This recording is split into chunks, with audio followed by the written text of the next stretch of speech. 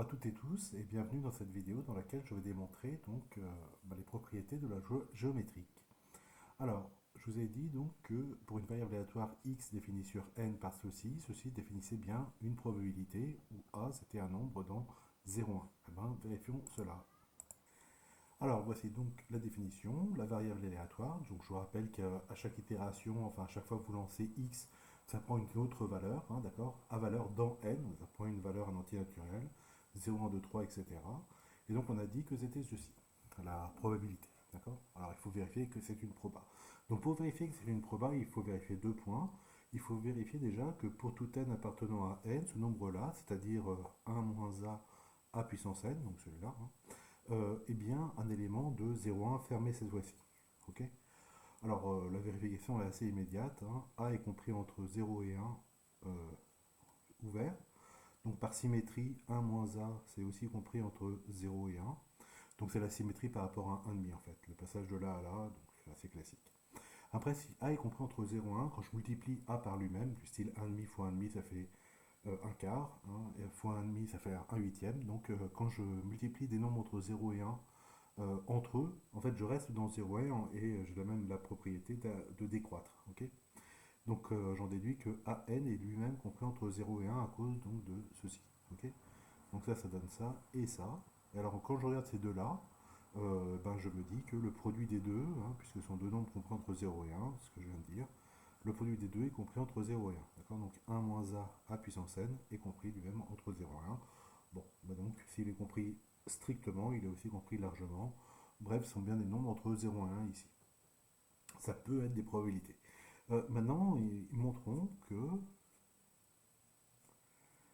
la somme de n est égale à 0 à l'infini. Donc pourquoi 0 à l'infini? Parce que les valeurs sont dans n, d'accord. Et c'est toutes les valeurs que peut prendre ma variable aléatoire x. Ok. Donc de ces probabilités-là, il faut montrer que ça fait 1. Ok. Alors ici, je vais bien le faire. Plus tard, je le ferai moins bien. Bien le faire, c'est-à-dire que je ne vais pas considérer la somme infinie, je vais considérer une somme finie. Donc je vais écrire la somme de n est égal à 0 à grand N de la probabilité que x soit égal à n égale. D'accord. Et puis après, je ferai tendre n vers l'infini. Là, j'ai une somme finie et ça a toujours un sens. Donc ça fait quoi? Ça fait la somme de 0 à grand N de ce truc-là, c'est-à-dire 1 moins a puissance n. Ok. Alors, à ce niveau-là, je vais faire un petit tour de magie. Ça va faire, donc je vais mettre en facteur 1 moins a, je vais mettre, et c'est tout. Somme de n est égal à 0 à grand N de a puissance n. Ok. Alors ce truc-là, c'est connu. Il y a une formule de mathématiques que je vais vous redémontrer de l'autre côté. Allons-y. Donc j'ai réécrit Sn, c'est la somme de n est égal à 0 jusqu'à grand N, Sn, hein, de a puissance n. C'est bien ce que j'ai ici. D'accord. C'est ce truc-là. Ok, alors je vais l'écrire en manière développée. Ça fait quoi? Donc quand n est égal à 0, ça fait a puissance 0, c'est-à-dire 1, plus quand n est égal à 1, ça fait a, n est égal à 2, a carré, n égale 3, a cube, etc. Jusqu'à a puissance grand N. Ok. Alors là, je vais faire a Sn pour voir le truc. Donc a fois tout ça. Ça fait donc a fois 1, ça fait a fois a, ça fait a carré, a fois a carré, ça fait a cube, et ainsi de suite. Donc j'ai un AN plus AN plus 1, puisque tout est décalé de 1. Ok.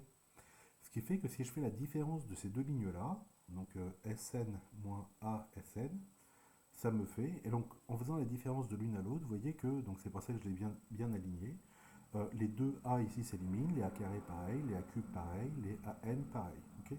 Et donc il va me rester 1 moins A puissance N plus 1, ok, puisque je fais la différence des deux. Ce qui me fait que 1 moins a Sn, si je le mets en facteur, est égal à 1 moins a puissance n plus 1.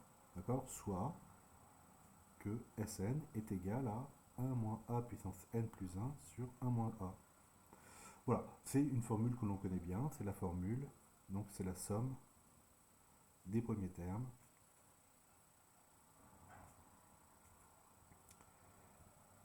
d'une suite géométrique. Géométrique de raison. Donc ici, la raison c'est a. Ok. Bon voilà, donc Sn, on a dit que c'était ça. Hop, je reviens. Donc je remplace le Sn parce que l'expression que j'ai trouvée. ça me fait 1 moins a fois 1 moins a n plus 1 sur 1 moins a. Ok, tac tac, ça s'élimine. Et donc ça me fait 1 moins a n plus 1. D'accord? Donc le produit des n premiers, enfin des n plus 1 premiers nombres là, ça me fait ce truc là. D'accord? Or, je mets là, hein, donc la limite d'une suite géométrique cette fois-ci, suite géométrique, ok? Comme a est compris entre 0 et 1, bah, a puissance grand N, il tend vers 0 lorsque le grand N tend vers plus l'infini. Ok. Voilà, donc la limite, donc je vais tendre n vers plus l'infini, hein, et qu'est-ce que j'obtiens? J'obtiens que, eh bien, que la somme de n est égale à 0 jusqu'à l'infini de la probabilité que x soit égal à n est égale à 1. D'accord? Et bien, j'ai justement démontré que, donc, ces trucs-là, donc, p de x est égal à n, pour n appartenant à l'antenne, d'accord, est une probabilité. Dans le sens que sont tous, donc ça c'est une suite de nombres infinis, d'accord, c'est-à-dire que tous ces nombres sont compris entre 0 et 1 et leur somme fait 1. Donc je définis bien une probabilité. Voilà pour cette première démonstration.